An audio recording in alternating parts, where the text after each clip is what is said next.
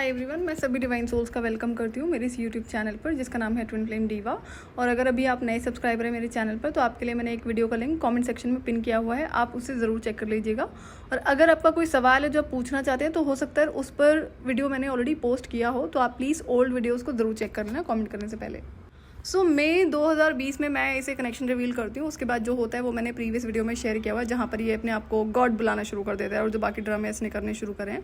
तो यहाँ से मैंने डिसीजन लिया कि नहीं, मुझे आगे ही बढ़ना है और अब मैं इस इंसान को एक सेकंड और नहीं दूंगी, एक भी अपना जो टाइम है वो इस पर इन्वेस्ट नहीं करूँगी।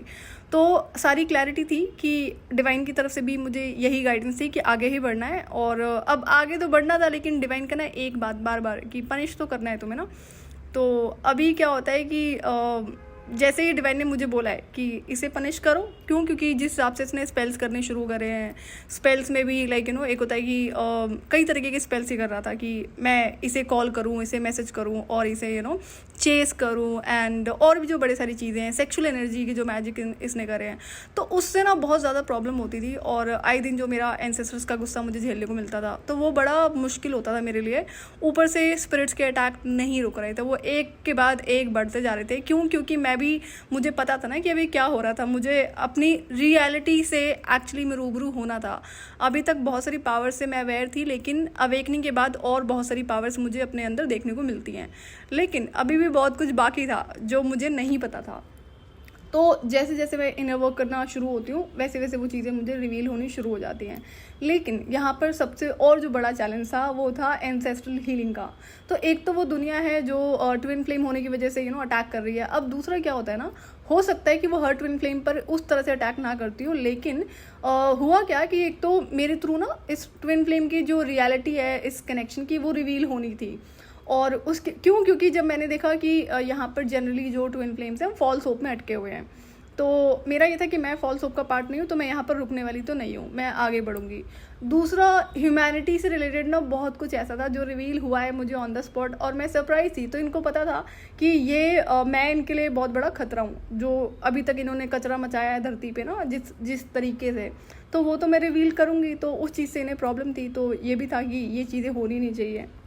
दूसरा क्या होता है ना, जैसे मैं कोशिश कर रही थी ना कि मैं इस इंसान की तरफ नहीं देखूं। अब घर एकदम आमने सामने है, रूम के सामने रूम है, मेरे पास 2 रूम थे, उसके बाद 1 रूम था, तो दोनों को हमें एक दूसरे के रूम से दिखाई पड़ते थे। तो मैं कितनी भी कोशिश करूँ ना कि मैं अपने विंडोज़ क्लोज कर दूँ, ऐसी एनर्जी पुल मुझे फील होता था ना इस इंसान की वजह से कि नहीं, डोर्स ओपन करो, विंडोज़ ओपन करो, दिखाई पड़नी चाहिए ना। और जब मैं अपना जॉब करती थी नाइट शिफ्ट में, तो मैं वहीं बैठी होती, विंडो ओपन करके बैठी होती थी कि ठीक है हवा आ रही है, मैं एंजॉय कर रही हूँ। वो उस रूम की ना वाइब अलग होती थी, चिल वाइब जिसको कहते हैं ना, कि नेचर था। तो रात को ना एक तो अवेकनिंग के बाद बहुत सारी चीज़ें मुझे देखने को मिली हैं, तो मेरे लिए बड़ा अच्छा मोमेंट था अवेकनिंग के बाद का। ऊपर से ये पूरी रात जग रहा होता था क्योंकि इसके पास तो काम था नहीं कोविड में, तो इसको ये था कि मैं देख ही लेता हूँ। देखो क्या होता है ट्विन फ्लेम की वजह से ना, पहले भी मैंने नोटिस किया था कि जब हम ऑफिस में थे ना, तो मैं तो चलो देख रही होती थी, कई बार ऐसा नहीं था, हाँ छुप कर मैं भी देखती, लेकिन छुप कर ना ये भी देखता था। तो जो वो एनर्जी होती है ना कि एक दूसरे को बिना देखे आप रह नहीं सकते हो, तो ये दोनों तरफ होती है। हाँ, ये एक्टिंग कर रहा होता था कि मैं तो नहीं देख रहा हूँ, बट नहीं, देख तो जरूर रहा होता था। तो रात भर ये देख ही रहा होता था। एंड देन उसके बाद में ऑफिस में भी क्या होता था कि जैसे मैं सीरियसली अपना काम कर रही हूँ ना, पूरा डिपार्टमेंट शांति से काम कर रहा है, ये बीच में कुछ ना कुछ बोलेगा मुझसे रिलेटेड, तो ये शांत नहीं बैठ सकता था। तो मैं सोचती इसको पता नहीं क्या परेशानी है, क्या ड्रामा इंसान है ये कि बिना मेरे से बात किए इसका दिन नहीं कटता है। तो अगर मैं सोचूँ ना कि मुझे नहीं भी बात करनी है इससे, तो ये कोई ना कोई ऐसा रीज़न क्रिएट करता था कि नहीं बात तो करनी पड़ेगी, रिप्लाई तो करना पड़ेगा, जिसको कहते हैं ना लेग पुलिंग, हंसी मजाक में ही। तो इसका दिन नहीं कटता था। मैं बहुत बार कोशिश करती थी कि मैं इससे बात नहीं करूँ, मैं इसकी तरफ नहीं देखूँ, तो ये इसका कहता नहीं तुम मुझे देखो ये तो इसके साथ में बहुत ज़्यादा था कि नहीं तुम मुझे देखो। तो ये जो देखो वाला सीन था ना, इसने बड़ा दुखी कर रखा था मुझे। ऑफिस में भी क्या होता था कि जैसे एक बार मुझे याद है फेस्टिवल था, तो ये ना कुर्ता पजामा पहन कर आया हुआ था, एथनिक दिवाली टाइम था आई गेस। एंड तो उस दिन मैंने डिसाइड किया आज तो मैं इसको इग्नोर करूँगी, मैं देखूंगी नहीं, शुरुआत की बात है। अब ये इतने चक्कर काट रहा था आगे पीछे कि नहीं तुम मुझे देखो मैं बड़ा सुंदर लग रहा हूँ। तो जब मैं इसके यहाँ पे शिफ्ट होती ना, तो मैं कई बार ना इंटेंशनली इस चीज़ को ना क्लोज कर देती थी कि मुझे देखना ही नहीं है, कि ना मैं तुझे देखूंगी और ना तू मुझे देख पाएगा। तो मैं ऐसा बड़ा करती थी, तो वो ना एनर्जीज और ज़्यादा डिस्टर्ब होती थी, मतलब ऐसी डिस्टर्बेंस होती थी कि मुझे वो विंडोज़ ओपन करने पड़ जाते थे कि नहीं तू देख ले मुझे और मैं तुझे देख लेती हूँ। तो मैं इधर इस चीज़ से परेशान थी। लेकिन ये क्या करता ना, जब मैं विंडोज ओपन कर देती थी ना, तो ये अभी तो देखा है इसने, अगले दिन ये खेल खेलता था कि मैं भी बंद कर देता हूँ सारे ना विंडोज, और तुम मुझे नहीं देख पाएगी। तो जब ये करता था तो फिर मेरी तरफ से शुरू, मैंने कहा मैं क्यों ही ओपन करूँ। तो ये जो इनडायरेक्ट वे में लड़ाइयाँ होती थी ना, ये चलती रहती थी हमारी। मैं इसको म्यूजिक सुना सुना के बहुत परेशान करती थी। एकदम रूम के सामने रूम था तो लाउड म्यूजिक जो भी सुनाना होता था ना, तो और वो चीज़ फ्रस्ट्रेशन इसकी देखने को मिलती थी। तो परेशान तो मैंने करा, मज़ा आता था मुझे ये करने में। ऊपर से जैसे ही अवेकनिंग हुई है उसके बाद से मैंने इसके इमोशंस और फीलिंग्स पे से जो कंट्रोल हटाया है, तो उसमें तो वो बड़ा अच्छी चीज़ हो गई थी। मैंने कहा अभी तक तो मैं ही परेशान हो रही थी ना फीलिंग्स की वजह से, तो कंट्रोल हट गया तो इसको वो चीज़ें एग्जैक्टली सारी फील होनी शुरू हो गई हैं। फिर 24/7 ऊपर से मैं सामने थी, तो एक चीज़ यहाँ पर रही है जो मैंने नोटिस करा है कि जो डिस्टेंस है वो बहुत मैटर करता है ट्विन फ्लेम कनेक्शन में। इस पर मैं सेपरेट वीडियो ज़रूर शेयर करूँगी। तो जैसा कि घर शिफ्ट करना था, लेकिन कोविड टाइम था तो घर शिफ्ट करने का सवाल ही नहीं था, और मुझे तो वैक्सीन लगवानी ही नहीं थी। मैंने कहा नहीं, मैं तो नहीं लगवाऊंगी वैक्सीन वगैरह, ज़रूरत नहीं थी मुझे, घर में तो था।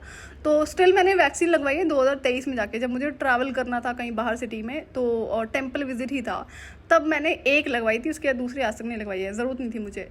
तो उसमें क्या होता है कि अब घर तो मैं चेंज नहीं कर सकती थी, और अभी तो बहुत सारे एविडेंसेस बाकी थे, अभी जितना कुछ मिल चुका था वो कम था अभी ना, अभी और बड़े बड़े सीक्रेट्स रिवील होने थे।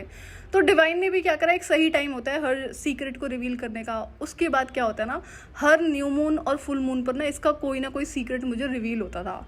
तो और ऊपर से अवेकनिंग के बाद में ना न्यू मून फुल मून पर मेरे साथ अलग ही चीज़ें होने लग जाती हैं। जो इससे पहले जो मैं शेयर कर चुकी हूँ वो तो डिफरेंट था, चलो वो तो बचपन से मैं फील कर ही रही थी, बचपन से सारी चीज़ें हो रही थी। लेकिन अवेकनिंग के बाद ना चीज़ें बदल जाती हैं और ज़्यादा प्रॉब्लमेटिक हो जाती है मेरे लिए। तो डिवाइन बोल चुके थे कि आगे बढ़ो, करो अपना इनर वर्क। मेरे पास इनर वर्क करने के लिए बहुत कुछ था, एंड तो मैं अपना काम करना शुरू करती हूँ। लेकिन ये इंसान जो था ना, इसकी जो एनर्जीज, अब यहाँ पर मुझे इसकी और कई कई रूप देखने को मिलते हैं यहाँ पर ना, जो अगेन ट्विन फ्लेम के लिए समझना बहुत ज़रूरी है। अगर आप उन चीज़ों को नहीं समझोगे तब तक आप ना इस इंसान के थॉट से तो कभी छुटकारा पा नहीं पाओगे। तो खैर मुझे 3.5 साल का टाइम लगता है इन फीलिंग्स और थॉट्स से निकलने में, इसको रिमूवल करने में। लेकिन मैंने बहुत सारे चैलेंजेस से गो थ्रू किया, तो मुझे नहीं पता बाकी ट्विन फ्लेम्स इस चीज़ से गो थ्रू करेंगे या नहीं। लेकिन हाँ, अगर आप रियली एक ट्विन फ्लेम है, अगर इस प्रोसेस में जाओगे, इस तरह के डेविलिश इंसान से आप अपना छुटकारा पाने की कोशिश करो, तो प्रॉब्लम तो होने वाली है, बट चैलेंज है और आप उसको कर सकते हो। मैंने भी तो करा ही है ना, और मैं पहले भी बोल चुकी हूँ, ऐसा कोई पावर नहीं है, कोई मैजिक वैंड नहीं है जिसको घुमाओगे आप और काम हो जाएगा। इसीलिए 3.5 साल लगे ना, नहीं तो मैजिक वैंड होती तो एक ही बार में काम हो जाता, इतना टाइम लगता ही नहीं। तो मैं ना ऐसा करते करते मैं अपना कोशिश कर रही थी कि कैसे क्या करा जाए, कि कैसे इस इंसान के थॉट से फीलिंग से छुटकारा पाया जाए, जो कि मैं कर नहीं पा रही थी। और मई में कनेक्शन इसको रिवील किया मैंने, जहाँ पर इसके वो ड्रामे शुरू हो गए खुद को गॉड बुलाने के। अब जून जुलाई तक मैं इतना ज़्यादा फ्रस्ट्रेट हो चुकी थी ना कि मेरे बस की बात नहीं थी अभी, कि मुझे लग नहीं रहा था कि ये होने वाला है। और मुझे तो मैं अपने आप से लड़ रही थी कि जाती क्यों नहीं है ये फीलिंग्स, मैं कितनी कोशिश कर रही हूँ। और जबकि इतना सारा काम मेरे पास होता था, मैं खुश भी थी क्योंकि मैं एंजॉय कर रही थी घर में सारा टाइम अपने साथ, और वो टाइम बहुत अमेजिंग था। कोविड टाइम मेरा बहुत बेस्ट टाइम था, जिसको कहते हैं ना अब तक की लाइफ का सबसे बेस्ट टाइम मेरा गुजरा है। तो इसी बीच क्या होता है, डिवाइन मुझे बोलते हैं कि इसे पनिश करो, क्योंकि इसके स्पेल्स नहीं रुक रहे थे ना। तो अब मेरा क्या था कि मैं थोड़ा सा, मुझे ना बुरा लगा, तो मैंने बोला डिवाइन को, मैंने कहा मैंने आपका क्या बिगाड़ा है कुछ गलती करी है मैंने तो कुछ भी नहीं करा। मैंने हाँ ठीक है मैं ज़िद्दी हूँ, लेकिन मैंने तो सिर्फ वही करा जो आप मुझे बोलते आए हो, है ना। हाँ कई बातें मैंने आपको डिक्टेट करी है, तो क्या ये उस चीज़ की सज़ा है? आप मुझे बोल रहे हो कि मैं इस इंसान को पनिश करूँ, वो मेरा ही सेल्फ है, मैं उसे कैसे पनिश करूँ तो मेरे लिए बड़ी मुसीबत वाली बात थी कि ये मेरी बस की बात नहीं है। बोला मैंने डिवाइन को, मैंने कहा आप उसे पनिश करने को नहीं बोल रहे हो, आप मुझे पनिश करने को बोल रहे हो कि मैं खुद को पनिश करूँ, और मैं कैसे करूँ? अब तक तो मैंने आजीवन खुद को ही पनिश किया था ना दूसरों की गलती को ले। अब यहाँ पर जिस सिचुएशन में मैं फंसी हूँ, ठीक है ये इंसान पनिशमेंट डिजर्व करता है और एक्सट्रीम लेवल की पनिशमेंट डिजर्व करता है, बट ये मेरे से होगा नहीं। डिवाइन ने कहा ये तो करना पड़ेगा, ड्यूटी है तुम्हारी।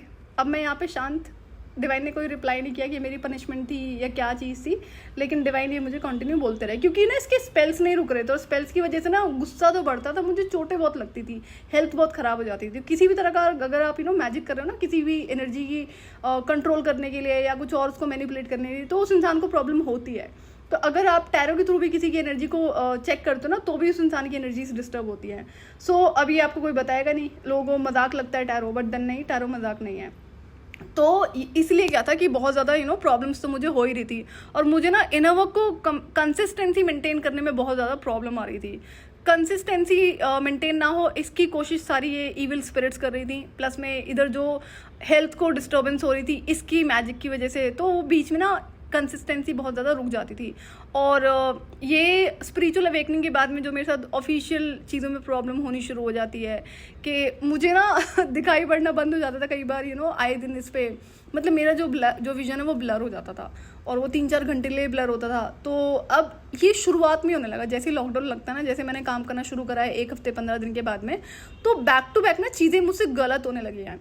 अच्छा, अब जैसे कि अवेकनिंग से पहले मतलब मार्च 21 मार्च तक हम ऑफिस जा ही रहे थे, तो वहाँ पर क्या होता है ना, अवेकनिंग से पहले मेरे हाथ से ना चीज़ें गिरने लगती हैं, बहुत ज़्यादा छूटने लगती हैं। तो एक दिन मुझे याद था कि मतलब इससे पहले 2 इंसिडेंट हुए थे कोविड का लॉकडाउन लगने से पहले, कि ये फुल मून था, मैं अच्छी खासी बैठी हूँ कैब में ऑफिस जाने के लिए, और रास्ते में ऑफिस पहुँचने वाली थी तब मेरी इतनी ज़्यादा तबीयत ख़राब हो जाती है कि ऑफिस में मैं खड़े होने लायक नहीं थी, मैं गिर पड़ी। तो अब मुझे घर भेजा गया कि हाँ घर तो जाना पड़ेगा, मैंने मेरी तो सिचुएशन ही नहीं है, मैं यहाँ बैठ ही नहीं सकती, और अभी तो मैं न्यू ज्वाइन ही थी ऑफिस में, 6 मंथ भी आई थिंक कंप्लीट हुए नहीं थे शायद मुझे। तो अब क्या होता है कि ये हो चुके थे, तो बट देन नहीं थी अभी, मैं काम ज़्यादा नहीं था, तो मुझे जैसे ही घर भेजता ना वापस मैं नॉर्मल हो जाती हूँ मतलब कैब में। तो मैंने देखा कि आज फुल मून है, तो अब मैं यहाँ से नोटिस करती हूँ कि मेरे साथ ही कुछ ज़्यादा होता है। सोचो अचानक से तबीयत ख़राब हुई और मैं बिल्कुल गिर पड़ती हूँ, ये चीज़। उसके बाद में जब मैं 2-4 दिन के बाद ऑफिस आती हूँ, ये एग्जैक्टली फेब या मार्च की ही बात है कि मेरे हाथ में चाय लेकर आई हुई थी, मेरे हाथ में टी कप था, मैं सिस्टम पे अपने बैठ के पीने वाली थी, एंड देन तो वहाँ पर वो मुझसे गिर जाता है। चीज़ें ना मुझसे हर चीज़ गिरे जा रही थी, छूटी जा रही थी, मैंने कहा पता नहीं क्या हो रहा है मेरे साथ में। और ये अवेकनिंग से एकदम थोड़े टाइम पहले की बात है, उससे पहले तो जो सारे इंसिडेंट्स हो रहे थे बर्ड्स अटैक वाले और बड़ी सारी चीज़ें। तो मैं ना काम में गलतियां नहीं करती थी, अब मैं जितनी भी पुरानी हो चुकी थी यहाँ पे ऑफिस में 6 महीने 8 महीने जो भी टाइम मुझे हुआ था, लेकिन लॉकडाउन जैसे लगा, जैसे मैंने घर से काम करना शुरू करा ना, और जबकि इमीडिएटली तो मेरे पास ज़्यादा काम नहीं था, जब शुरू होता है तब थोड़ा ही काम था, वो काम बढ़ता है आई थिंक 1-2 महीने के बाद से, अप्रैल या मई से बढ़ता है मेरे पास ज़्यादा काम। तो अब मुझसे ना गलतियों पे गलतियाँ होना शुरू हुई। मैंने बहुत ध्यान देने की कोशिश करी कि मुझसे गलती ना हो, लेकिन ये गलतियाँ रुक ही नहीं रही थी। मैंने कहा पता नहीं क्या हो रहा है मेरे साथ में। तो मेरा जो डायरेक्टर था वो एक दिन पूछ बैठा, कहते कोई दिक्कत परेशानी है? तो मैंने कहा मैं इसको क्या बताऊँगी दिक्कत परेशानी है। तो ये जैसा कि बहुत बैक टू बैक हो रहा था ना, पूरा मार्च निकल गया, अप्रैल निकल गया, तब उसने बोला, कहते गलतियाँ तो तुम कभी करती नहीं थी, वो अचानक से तुम्हें क्या हो गया है? तो मेरे पास भी जवाब नहीं था, मैंने कहा लेकिन मैंने इसको बता देती हूँ। तो फिर मैंने उसको बताया कि ऐसे ऐसे कुछ हो गया है, एंड जो उसकी समझ के हम श्योर कि बाहर था, मैस्कुलिन है और ऐसे कोई स्पिरिचुअल बंदा नहीं था स्टिल। तो मैंने कहा ये ऐसा हो रहा है मेरे साथ में और ये मेरी ना कंट्रोल के बाहर है।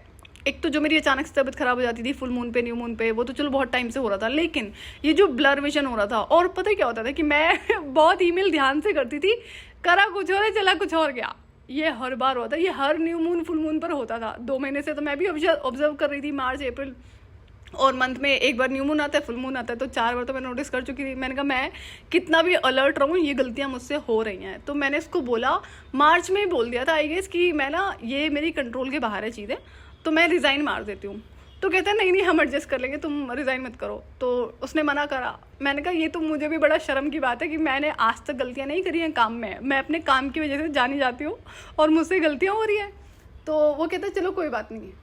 और जैसा कि तबीयत खराब हो जाती थी कभी मैजिक की वजह से, कभी इन एंटिटीज़ के अटैक की वजह से, तो मैं एक हफ्ते 2-2 हफ्ते छुट्टी पे होती थी, और मैं मेरे रोल में अकेली थी। तो जब मैं छुट्टी पे होती थी ना, तो मेरा सारा काम ये डायरेक्टर करता था। तो जो वो मुझे और शर्म वाली बात होती थी, मैंने कहा उसकी रिस्पॉन्सिबिलिटी थोड़ी ना है, हाँ ठीक है मैं अकेली हूँ मेरे रोल में, बट स्टिल तो मुझे ये चीज़ बुरा लगता था, बट वो करता था शांति से काम मेरा।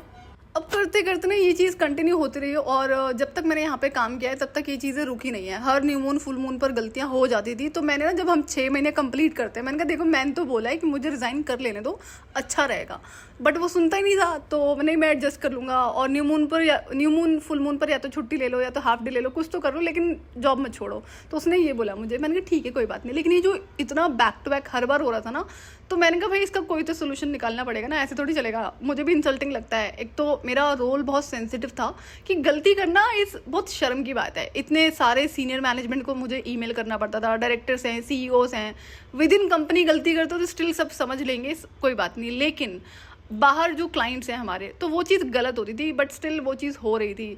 और गलती मैंने करी है तो डांट मेरे डायरेक्टर को पड़ती थी तो इसको ना मेरी वजह से बहुत डांट पड़ती थी, तो ये बताता था, कहता है ऐसे ऐसे मुझे डांट पड़ रही है, मुझे पड़ेगी। तो इसने, ये एक्चुअली में जो इंसान था ना, बड़ा मेहनती इंसान था, जिसको कहते हैं हार्डवर्क से अपने वहाँ पर पहुँचा था और जेन्युइन इंसान था। तो मैं इसलिए भी काम करने में मुझे अच्छा लगता था यहाँ पे, और ना बहुत मल्टीटास्किंग रोल था, तो मैं इसलिए भी कंटिन्यू कर रही थी। लेकिन मैंने तो बोला, मुझे रिजाइन कर लेने दो, कोई सोल्यूशन है नहीं इस चीज़ का।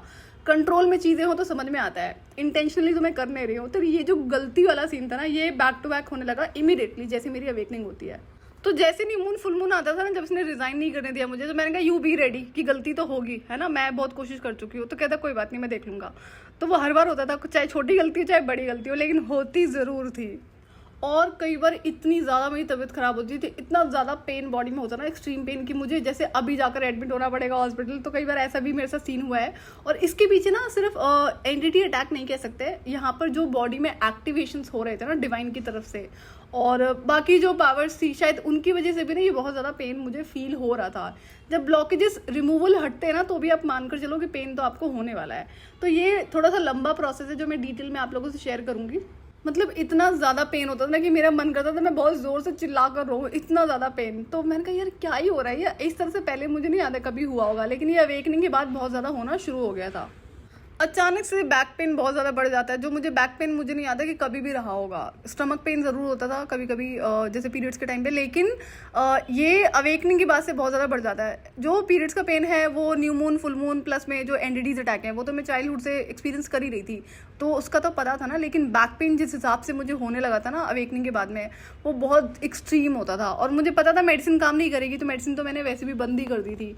ये चीज़ें थी कि स्पिरिचुअल रीजंस की वजह से हो रहा है, फिर चाहे वो एंटिटी अटैक है या फिर कोई और चीज़ें हैं, तो उस चीज़ को भी थोड़ा समझने में टाइम लगता है। लेकिन जब तक इनर वर्क कंप्लीट नहीं होता है तब तक ये चीज़ें चलती रहती हैं। तो मई में मैंने डिसीजन लिया है और कि मैं अब आगे बढ़ूंगी अपना इनर वर्क करते हुए, और मुझे इस इंसान को रिमूव करना है। तो इधर से चैलेंजेस थे कि जब तक मैं घर पे हूँ, जब तक ये इंसान घर पे, तब तक मैं इसे दिखाई पड़नी चाहिए, फिर चाहे डे टाइम हो चाहे नाइट टाइम हो। इस तरह से एनर्जी पुल होता था। तो यहाँ पर इसके कई सेल्फ देखें जो मैं अपकमिंग वीडियोज़ में शेयर करती हूँ। तो मैं समझने की कोशिश कर रही थी किस तरह की एनर्जी से इस इंसान की, कैसे ये मुझे चेंड रखता ना, जैसे मैं बंधी हुई हूँ इसकी एनर्जी से, इस तरह से ये खींचता और मैं खिंच जाती हूँ तो अभी तक तो मुझे ऐसा पता था कि मेरे ऊपर तो कोई एनर्जी काम नहीं करती, तो ये क्या ही हो रहा था, नई चीज़ हो रही थी। एंड फिर उसके बाद क्या होता है, जुलाई में कुछ अलग सी चीज़ रिवील हो जाती है मुझे ना इस कनेक्शन से रिलेटेड। तो वो मैं आपसे नेक्स्ट वीडियो में शेयर करती हूँ, क्योंकि वो भी एक इंपॉर्टेंट पार्ट है जो सबको पता होना चाहिए। मतलब पता में भी होता होगा, लेकिन क्लैरिटी होना बहुत ज़रूरी है। सो आज के लिए इतना ही, मैं आपसे फिर मिलूंगी नेक्स्ट वीडियो में। टिल देन अब अपना ध्यान रखिए, डिवाइन से कनेक्टेड रहिए।